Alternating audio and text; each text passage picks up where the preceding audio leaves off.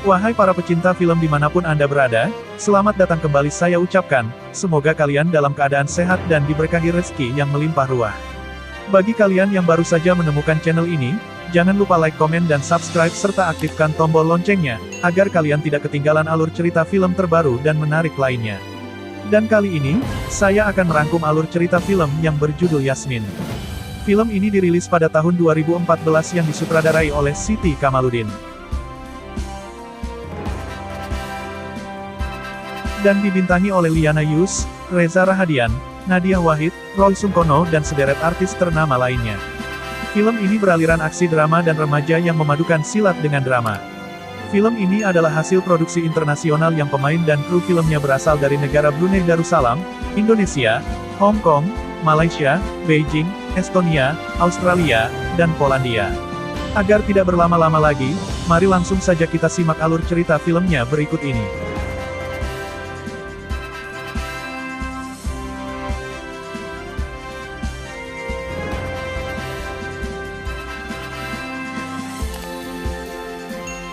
Di awal film diperlihatkan di sebuah desa sedang mengadakan pertandingan pencak silat, yang disaksikan sangat antusias oleh semua warga, mulai dari anak-anak sampai orang tua sekalipun. Kemudian diperkenalkan seorang tokoh utama di film ini bernama Yasmin, seorang gadis ceria, trendy, tomboy, sedikit nakal dan sulit diatur. Dan ini adalah ayahnya bernama Fahri, seorang single parent yang berusaha melakukan sesuatu yang terbaik untuk putri semata wayangnya. Kala itu, diceritakan bahwa Yasmin mau masuk sekolah baru. Yasmin dan teman-teman satu gengnya sepakat akan masuk sekolah favorit yaitu Sekolah Tinggi Internasional. Namun sesampai di sekolah itu, ternyata diketahui bahwa ayah Yasmin tidak mendaftarkan Yasmin di sekolah favorit tersebut, sehingga Yasmin menjadi marah dan kecewa kepada ayahnya. Kemudian ayahnya meminta maaf dan mengakui sengaja tidak mendaftarkan Yasmin di sekolah favorit itu, karena alasan ekonomi dan keuangannya yang tidak cukup. Ayahnya juga menyampaikan, bahwa Yasmin sudah didaftarkan di sekolah tempat temannya mengajar yang dulu pernah ia bantu, yaitu Sekolah Syah Bandar. Besok paginya, Yasmin bersiap-siap berangkat ke sekolah barunya. Ayahnya mengingatkan agar Yasmin menjadi murid yang baik di sekolah, jikalau Yasmin tidak mau mobilnya disita. Yasmin yang mendengar pun langsung merespon bahwa dia akan menjadi murid yang paling baik di sekolahnya, lalu ia pun kemudian pamit. Tak lama ia sampai di sekolah barunya.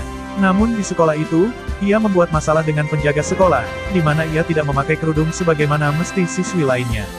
Kemudian penjaga sekolah mengingatkannya, lantas Yasmin buru-buru memakai kerudung. Tetapi sayangnya, ia memakai kerudung berwarna merah yang sangat berbeda dari siswi-siswi lainnya. Di dalam kelas, saat itu Bu Guru mengadakan sesi perkenalan, di mana Yasmin mengomentari dan mentertawakan semua murid yang sudah maju perkenalan. Alhasil, ketika ia perkenalan diri, ia juga diledekin dan ditertawakan oleh murid seisi kelas, serta dimarahi oleh gurunya lantaran memakai kerudung yang tidak sesuai dengan peraturan sekolah. Sepulang dari sekolah, Yasmin menemui teman-teman satu gengnya di sekolah mereka. Ia mengenakan jaket, kacamata dan atribut geng mereka lainnya, namun setelah bertemu dengan teman-temannya, Yasmin menjadi kecewa karena teman-temannya sudah melupakan atribut-atribut geng mereka tersebut. Dalam artian, bahwa teman-temannya sudah melupakan kesepakatan dan kekompakan mereka yang dahulu. Kemudian satu orang dari temannya itu sengaja mengajak Yasmin pergi melihat Adi yang sedang latihan, agar Yasmin tidak marah. Diketahui bahwa Adi ini adalah pria yang disukai Yasmin, dia adalah juara silat internasional.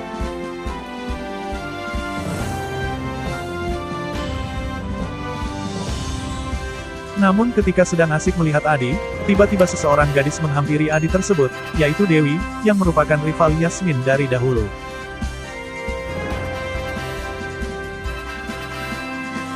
Kemudian Yasmin kesal, lantas mengambil poster kompetisi silat yang terpampang di dinding ruangan latihan itu, lalu pergi. Ia bertekad akan berlatih silat dan akan mengikuti kompetisi tersebut agar mendapatkan perhatian dari Adi. Malam harinya, Yasmin sedang menyaksikan sebuah berita tentang Adi di salah satu acara televisi. Kemudian ayahnya datang dan langsung mematikan televisinya, lalu merobek poster kompetisi silat yang semula Yasmin pungut dari tempat latihan sekolah Adi. Ayahnya tidak ingin Yasmin berhubungan dengan silat, karena akan membahayakan dirinya. Namun Yasmin tetap memaksakan diri, Terlihat besok paginya ia mendatangi sekolahnya dan mendaftar di sebuah kegiatan ekstrakurikuler cabang silat. Di sana ia bertemu guru yang akan melatihnya bernama Tonglong. Tonglong menjelaskan bahwa klubnya adalah klub yang terbaik di Syah Bandar, beranggotakan hanya 2 orang saja, karena tes memasuki klubnya sangat ketat sekali. Namun khusus untuk Yasmin, diterima tanpa tes, lantaran karena menurutnya Yasmin punya bakat.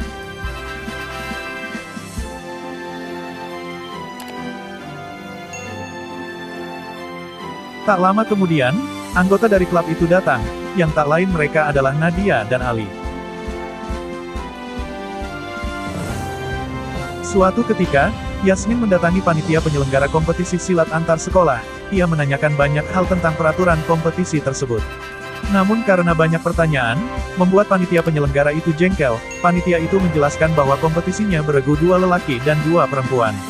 Panitia itu juga mengatakan bahwa sekolah Yasmin merupakan kelas bawah, maka wajar jika tidak mengetahui tentang peraturan kompetisi silat yang akan diadakan itu, lantaran sekolahnya tersebut belum pernah ikut berkompetisi. Kemudian di tempat latihan, Yasmin menjelaskan kepada teman-temannya agar mereka ikut kompetisi, agar semua orang mengetahui dan mengingat sekolah mereka. Karena di kompetisi itu akan diikuti banyak sekolah, jadi mustahil jika tidak akan terkenal, apalagi jika bisa menjadi pemenangnya. Namun kala itu Ali menentang dan tidak setuju dengan pola pikir Yasmin. Menurut Ali, silat itu tidak hanya bicara tentang hadiah dan ketenaran, tetapi lebih daripada itu, silat harus dari hati, bukan karena embel-embel akan terkenal atau juara.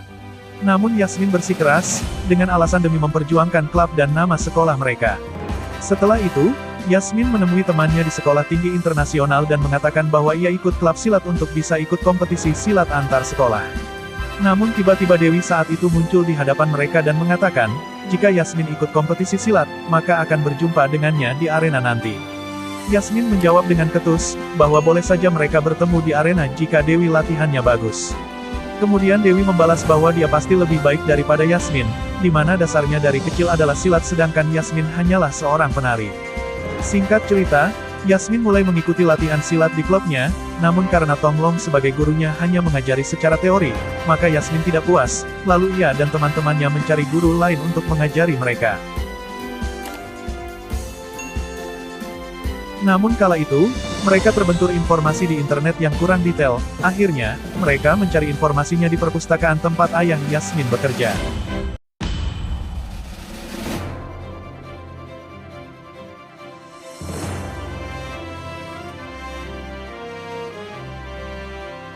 Setelah mendapatkan informasi dan alamatnya, kemudian mereka mendatangi perguruan silat itu satu persatu. Sayangnya, sudah 10 perguruan mereka jalani, tak kunjung satu pun yang mau menerima mereka sampai mereka lelah dan pulang ke rumah larut malam.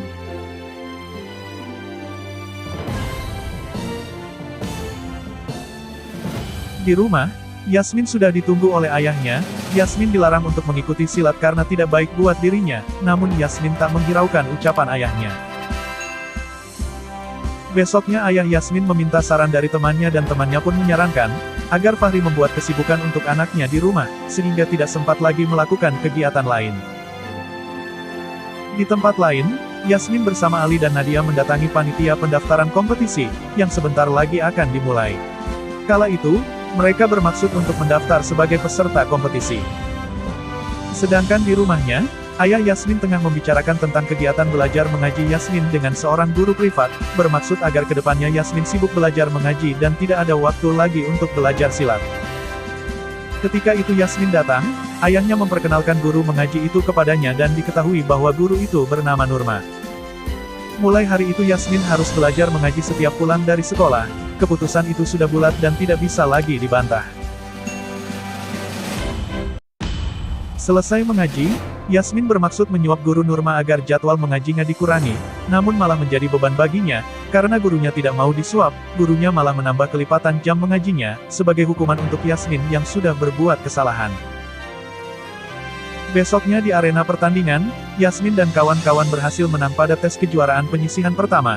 Dengan begitu semakin naik ke level berikutnya maka tantangan mereka akan semakin berat. Kemudian Yasmin mulai mendekati guru mengajinya, dan bicara secara jujur bahwa dia punya pilihan kegiatan silat namun ayahnya tidak setuju. Lantas dia tetap ikut untuk dapat membuktikan kepada ayahnya bahwa ia mampu, dengan begitu ia mengatakan bahwa ia perlu tambahan waktu untuk berlatih silat.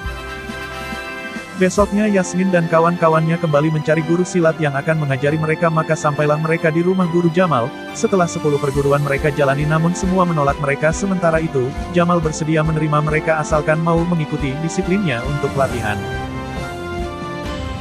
Kemudian mereka mulai latihan di bawah bimbingan guru Jamal setiap hari, setiap pukul 3 di halaman rumah guru Jamal tersebut. Yasmin dan kawan-kawannya terlihat sangat antusias dan berbahagia.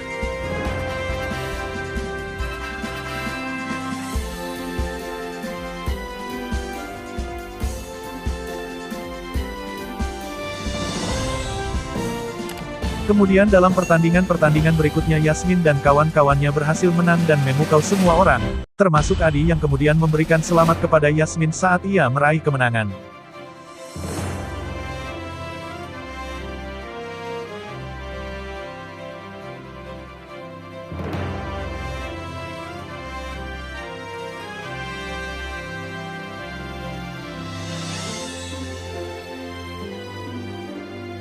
Semenjak saat itu Yasmin dan Adi kembali berkomunikasi setelah sekian lama mereka tidak ada komunikasi sama sekali. Yasmin sangat senang setelah kembali dapat terhubung bersama Adi, sebagaimana sesuai dengan maksudnya mempelajari dan mengikuti kompetisi silat sebelumnya. Namun keberadaan Adi di sampingnya membuat Yasmin tidak fokus dalam latihan dan juga dalam pertarungan sehingga ia sempat berselisih paham dengan Ali. Kemudian saat melihat Dewi bertarung Yasmin merasa belum puas dengan ilmunya, ia merasa serangan Dewi sangat kuat dan mematikan, jadi dia juga harus bisa mendapatkan ilmu yang kuat lagi mematikan.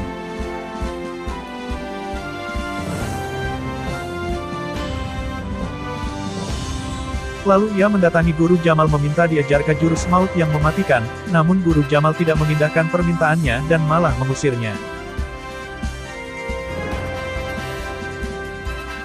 Lalu Yasmin bertekad mencari guru seorang diri, maka bertemulah dia dengan seorang guru silat bernama Datuk Raja Nan Hitam. Darinya Yasmin memperoleh jurus-jurus maut yang terlarang dan mematikan.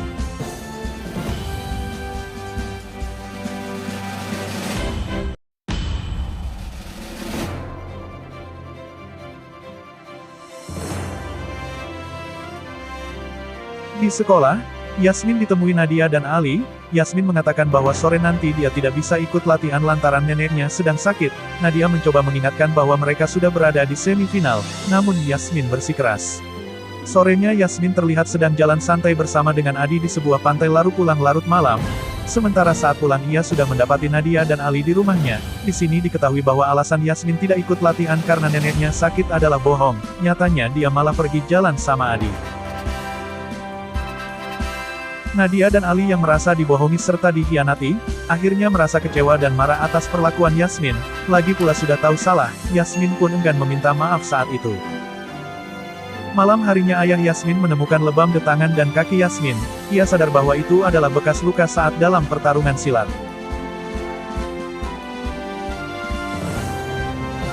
Singkat cerita besoknya ayah Yasmin mendatangi Guru Nurma dan memprotes kegiatan mengajar Guru Nurma, namun Guru Nurma memberitahukan bahwa Yasmin sudah melakukan belajar dengan baik, sehingga hasilnya juga baik, dengan begitu tugas Guru Nurma selesai. Namun jika Yasmin menggunakan waktu lain untuk mewujudkan keinginannya, maka tidak ada penghalang lagi, karena proses belajar mengajar sudah ia lakukan dengan baik. Singkat cerita, Yasmin kembali ikut dalam pertarungan di mana sebelum dia bertarung. Terlebih dahulu ia menyaksikan pertarungan Nadia, di mana Nadia yang kalah dari lawannya diledek oleh Yasmin membuat Nadia dan Ali marah. Kemudian saat pertarungan Yasmin dimulai, juga membuat kesal pelatihnya dan membuat kaget ayahnya yang waktu itu tiba-tiba muncul menyaksikan pertandingan Yasmin.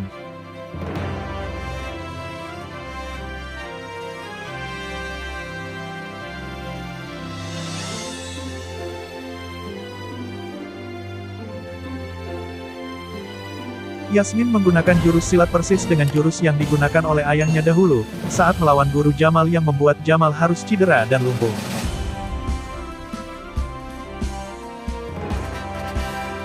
Diketahui di sini bahwa dahulunya ayah Yasmin adalah seorang pesilat yang pernah melawan Guru Jamal sampai Jamal cedera dan lumpuh saat ini. Melihat jurus Yasmin yang bernafsu dan sengaja untuk menciderai lawannya, Ali dan Nadia beserta pelatih mereka kecewa kepada Yasmin, sehingga mereka meninggalkan Yasmin sendirian.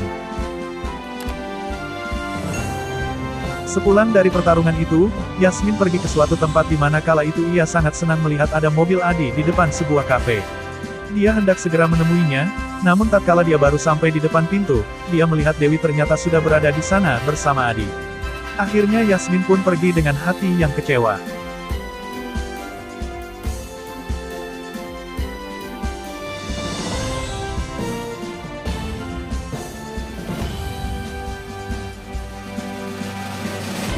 Di rumahnya, Yasmin mendapat kejutan permohonan maaf dari ayahnya. Ia terharu melihat semua itu dan ia pun meminta maaf seraya memeluk ayahnya.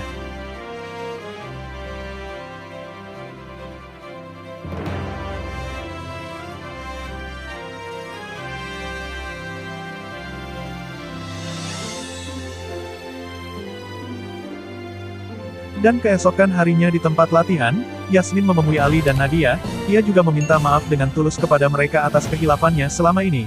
Nadia dan Ali pun bersedia memaafkannya, sehingga hubungan mereka menjadi baik kembali.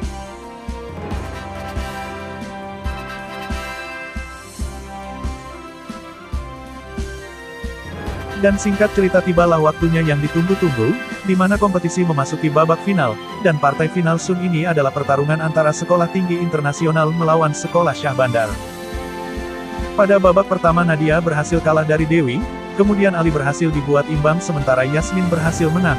Dengan begitu, partai finalnya adalah Yasmin akan berhadapan melawan Dewi, di mana ini adalah pertandingan terakhir yang akan jadi penentu siapa pemenangnya.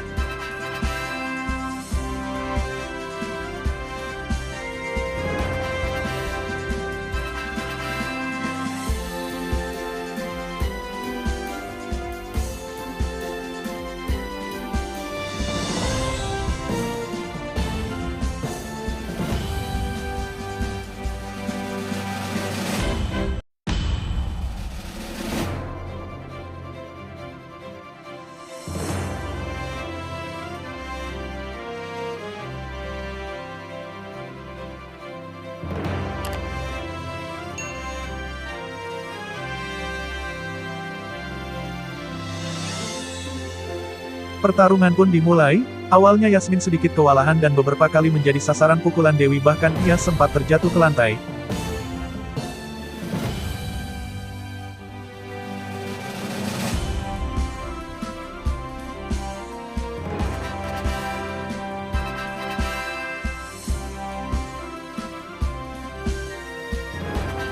Namun Yasmin berhasil bangkit dan kembali memberikan serangan demi serangan, namun di ujung pertarungan ia terpaksa menggunakan jurus mautnya, di mana saat itu semua orang sudah khawatir jika ia menggunakan jurus mautnya, maka akan berakibat fatal dan dapat mencederai lawannya. Namun kala itu Yasmin berhasil menguasai dirinya. Ia tetap menggunakan teknik jurus silat mautnya namun ia mengganti pukulan dengan dorongan, dengan begitu mampu membuat Dewi kewalahan dan terjatuh, sehingga di akhir pertandingan Yasmin keluar sebagai pemenang kompetisinya tahun itu.